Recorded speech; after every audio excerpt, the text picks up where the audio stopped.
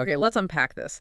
This is a case that, I mean, it has just haunted a city, Austin, Texas, for what, 34 years For now? 34 years. Yeah. And it's a story of just devastating tragedy. It's not Yeah. just about the four young girls who lost their lives. No, not at all. It also completely consumed the lives of young men who were wrongly accused, who were falsely imprisoned. And the story of the yogurt shop murders, it's probably one of the most painful, just drawn-out failures in American criminal justice history. And that failure led to convictions that lasted a decade. A decade.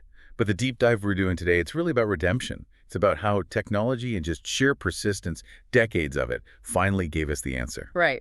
Our mission here is to trace this whole path from that horrific night in December 1991 through the disastrous investigation that followed, and then finally to this monumental breakthrough from September 2025. And that breakthrough is the conclusive identification of the killer, a man named Robert Eugene Brashers. A name that was completely unknown to this case for decades. Completely. We now know he was this highly mobile, organized serial killer and rapist.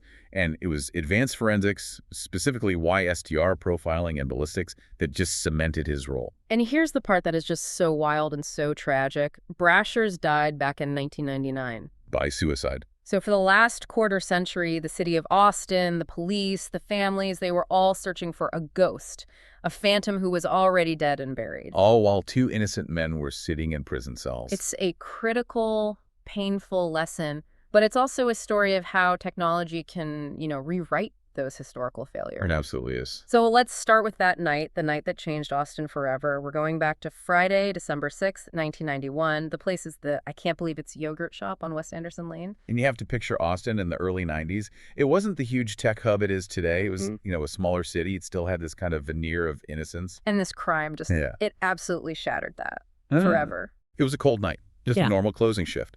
The victims were 4 teenagers. You had Jennifer Harbison and Eliza Thomas, both 17. They were the employees. Just closing up the shop for the night. Exactly.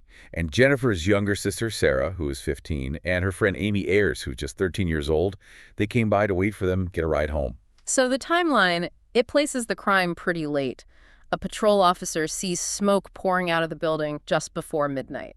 Right, at 11:47 p.m. And when the fire department gets there, it's just chaos, a really intense fire. Yeah. And investigators figured out later the killer had used some kind of accelerant. So they were trying to destroy everything. Everything. And, the fire department's response, which was obviously necessary, it created this huge problem for investigators later. Because of all the water. The fire, the sprinklers, the hoses, the crime scene was essentially washed away. Everything was soaked, charred, moved around. A forensic nightmare. So when the fire is finally out, what they find inside is it's unimaginable. The conclusion was that the killer, or killers, either came in or hid inside the shop until everyone else was gone and the doors were locked. And the girls? They found them in the back room. They were nude and they'd been bound and gagged. And with their own clothing, right. I remember that detail. With their own clothing, their own underwear. Which, it speaks to a certain level of control, violation. And they were.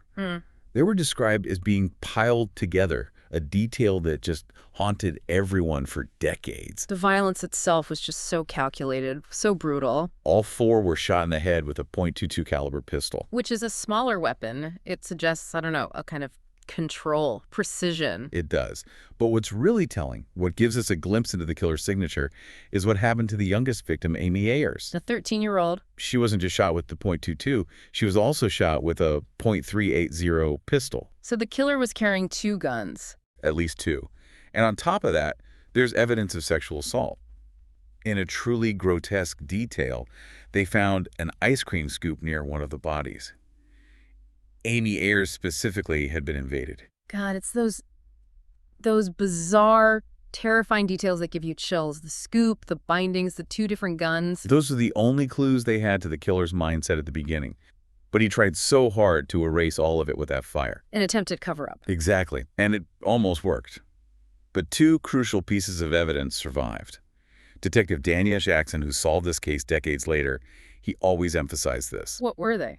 First, a single, tiny spent .380 shell casing. The needle in the haystack. It was lodged deep inside a floor drain so the fire and water couldn't get to it. It was just protected. That second thing. The sexual assault kits. Even though DNA tech in 1991 was, really basic, The evidence technicians collected swabs and they stored them correctly. That foresight is what saved this case. So in the days and weeks after the murders, the city was just terrified.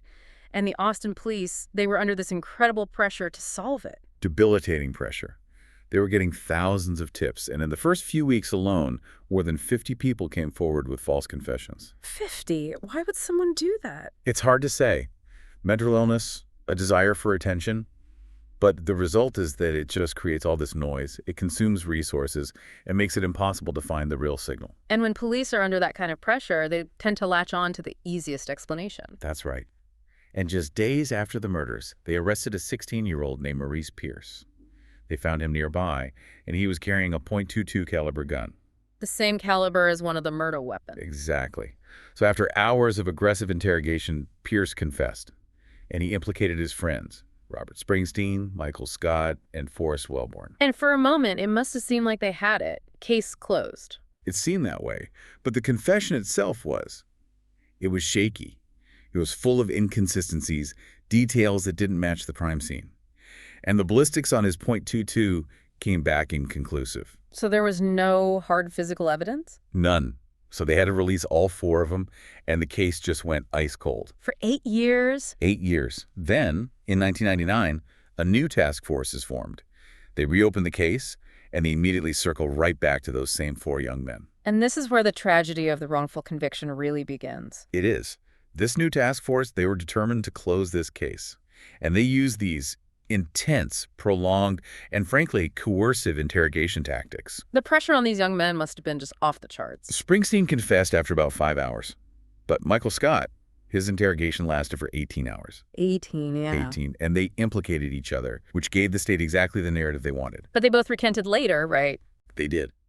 They claimed their confessions were coerced, that the detectives had fed them non-public details about the crime scene, the bindings, where the bodies were, and basically got them to repeat it back. But the prosecutors went ahead anyway. They did. The trials were deeply flawed.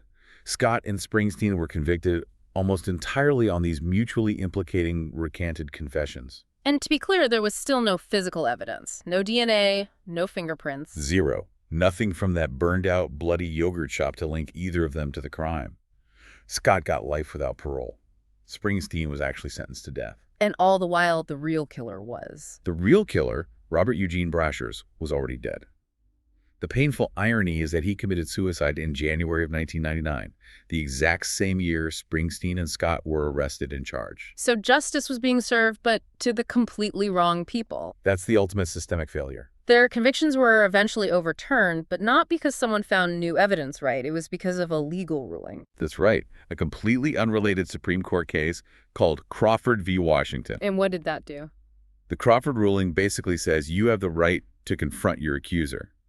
In their trials, they used Scott's confession against Springsteen and Springsteen's against Scott, but neither of them took the stand, so they couldn't cross-examine each other. The court said that violated their constitutional rights. So the convictions were thrown out. But the state still wanted to retry them. They still believed those coerced confessions were the truth. That stubbornness is what finally opened the door. Precisely. Because in preparing for a new trial, the defense lawyers finally had the leverage to demand a full re-examination of the evidence using modern technology. Okay, so even after the convictions are overturned, the state is still gearing up to try them again. They were.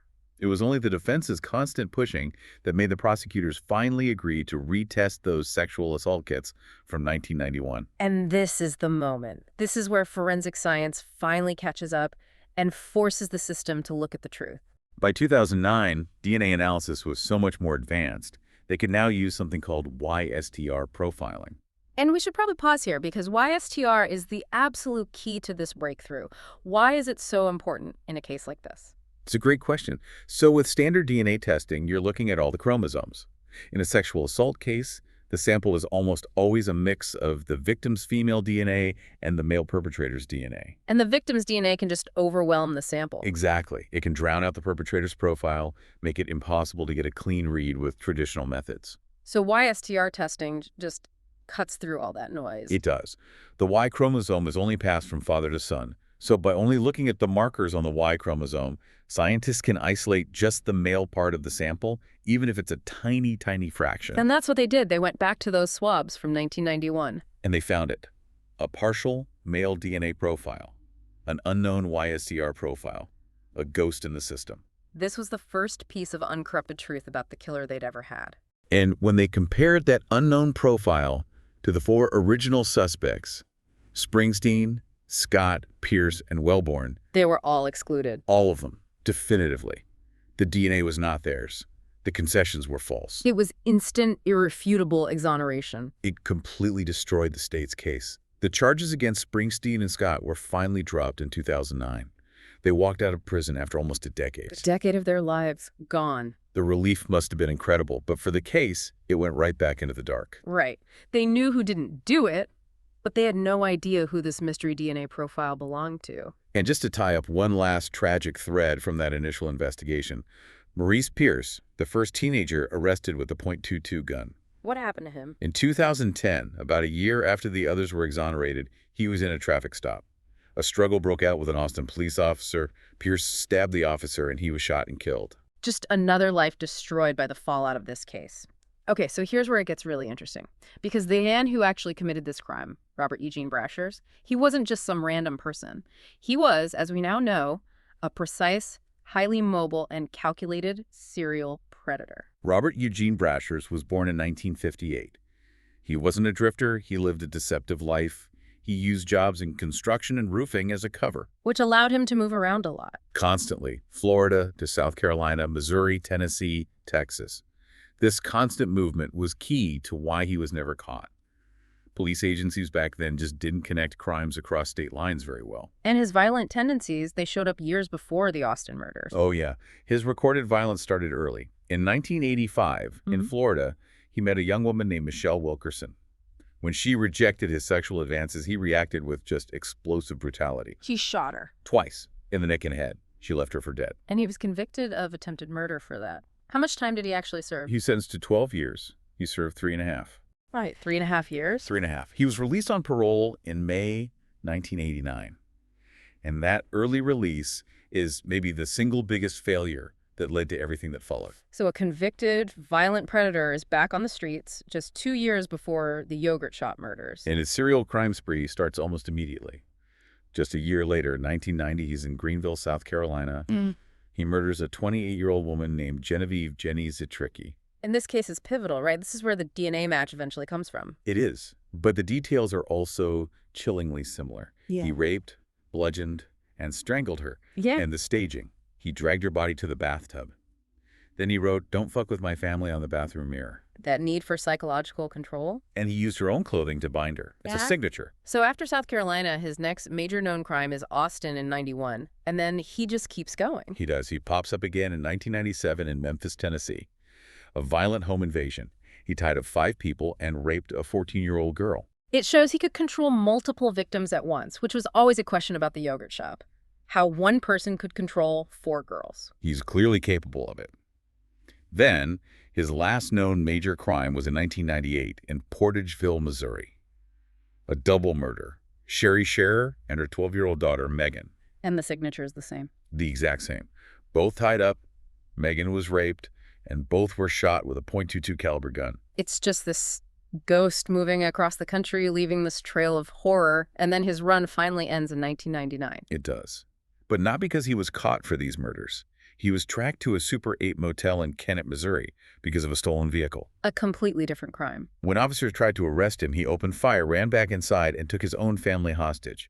His wife, his daughter, his 2 stepdaughters. An hours-long standoff. He eventually let the hostages go. But he wouldn't surrender. Robert Eugene Brashers died by a self-inflicted gunshot wound on January 19, 1999. And the weapon he used to kill himself Was a .380 caliber pistol. the same caliber used on Amy Ayers. The same. At the time, they just thought he was a fugitive who took hostages. They had no idea they had just cornered one of the most prolific serial killers in the South. So the case goes cold again for more than a decade after the exonerations in 2009. The whole thing is just hanging by this one thread, that partial, unknown YSTR profile. And it might have stayed that way forever, if not for Austin Police Detective Daniel Jackson. He takes over the cold case in 2022. And he has a new approach. He recognizes that the technology has improved again. The original YSTR profile from '09 only had 16 markers. The new goal was to expand that to 27 markers, which makes the profile exponentially more unique. But the final piece of the puzzle, the thing that broke it all open, it started with that piece of metal, not with DNA. The ballistics match in June 2025. Detective Jackson took that lone .380 casing, the one from the floor drain, and he resubmitted it to the Niben system. The National Integrated Ballistic Information Network. Why did it work this time? The technology was just worlds better. The imaging software, the size of the database, they could analyze those microscopic scratches on the degraded casing with so much more accuracy. And they got a hit. They got a hit. A match to an unsolved 1998 murder in Kentucky. A woman who was also raped and killed in the fire. Wow. So now they have this single gun connecting two horrific cold cases, decades apart in two different states. They knew the gun was used in Austin and Kentucky, but they still didn't know whose gun it was or who the shooter in Austin was. And that's where the DNA comes back in. The DNA confirmation came just 2 months later, August 2025. Detective Jackson starts this manual search, calling labs all over the country that might have John Doe YSTR profiles. And he gets a call back from the South Carolina State Lab. From the 1990 Jenny Zitricki murder case. That's the one. And it was a perfect storm of forensics. The Austin profile and the South Carolina profile were a perfect 27 allele match. The final irrefutable link. It linked the Austin murders directly to the serial killer they already knew was responsible for the crimes in South Carolina, Tennessee, and Missouri. It was Robert Eugene Brashers. So they finally had their ghost's name. The final step was to confirm it against Brasher's own DNA. Because of the links to his other crimes, his body had actually been exhumed from a cemetery in Arkansas back in 2018. So they had his biological profile on file. They did, and they matched it to the yogurt shop swabs. Brasher's DNA was in 3 of the sexual assault kits, and this is the most chilling part, under Amy Ayer's fingernails. She fought back. She fought back. And the probability that it was him was 2.5 million to 1. That is certainty after 34 years. But there's one more detail. The most profound, just stomach-turning failure of all. The moment they actually had him? They had him. Less than 48 hours after the Austin murders. On December 8th, 1991, Brashers was stopped by U.S. Border Patrol near El Paso. Driving a stolen car. And when they searched the car, they found that same .380 pistol. They had the killer and the murder weapon 2 days after the crime. How was he let go? In 1991, the systems just weren't connected. It was a routine stolen vehicle stop. The APD investigation hadn't been broadcast nationally in a way that would link that gun to the murders, so they processed him for the stolen car, and then they gave him his gun back. They gave him the murder weapon back. They did. And he walked away, free to kill for another 8 years. A profound missed opportunity. It really highlights how much things have changed with integrated databases like Niben and CODIS. When the news finally broke, the families reacted. Barbara Wilson, the mother of Jennifer and Sarah Harbison, she just expressed gratitude for knowing the truth. She said she'd spent decades believing a lie. But the emotion is so complex. Sonora Thomas, Eliza's sister, she said that knowing what happened helps, but it doesn't change their reality. Their families are still too small. And even Brasher's own daughter spoke out. She did. She called her father a coward for running from accountability.